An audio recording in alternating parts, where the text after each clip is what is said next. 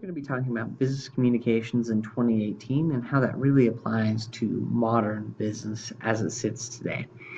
Now, in modern business, we have everything from instant messaging to memos that we have to write and read, and how that correlates to business as a whole.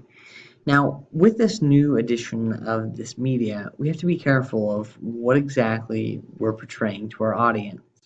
We have to take into regard if we're talking directly to our customer or client and what that'll do, what our writing does, what it says about our company as a whole, and how we can better improve that. Now, we communicate in many ways: verbal, nonverbal, direct, and indirect within the company. And making that distinction is really important because we can find out how to better communicate in all four of those ways.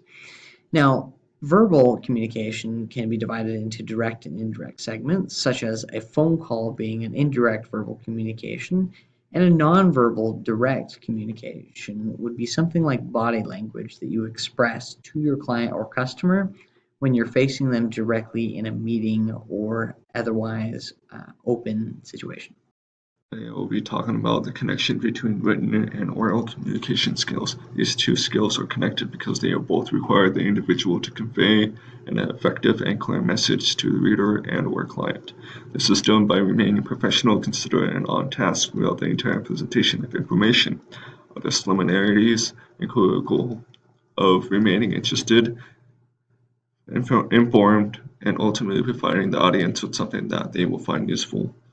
Your information quality, accuracy, and relevancy are essential characteristics that make up a handful of similarities between these two forms of communication. We'll be talking about, do business professionals communicate more verbally or non-verbally? Only some percent of what we actually say makes an initial impression.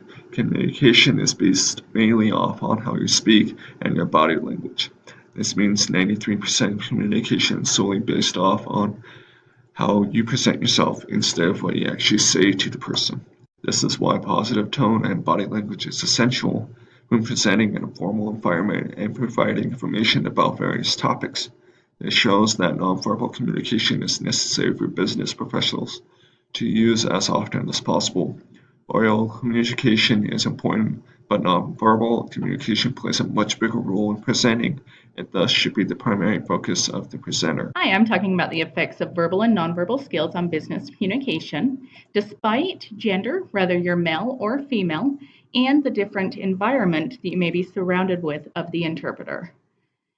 It has been proven that the older you get, you look more on body language, so you take into effect whether you're angry, happy, sad, and don't even listen to the different words that are being said by the interpreter. It's just all comes from their body language and their actions. As a business person, you have different responsibilities when it comes to verbal and nonverbal. You have professional responsibilities, and you need to be prepared for your different communication carries a much more difficult burden than written communication. We have to worry about our words and phrases and also our body language as far as what the interpreter is going to see. We have to think about how we speak. However, you do have the option to clarify your ideas and give direct answers to your interpreter. With written communication, they can have more about a specific message or topic. You have the option for revisions and 100% accuracy. You also have the option of including graphs and visuals into your presentation.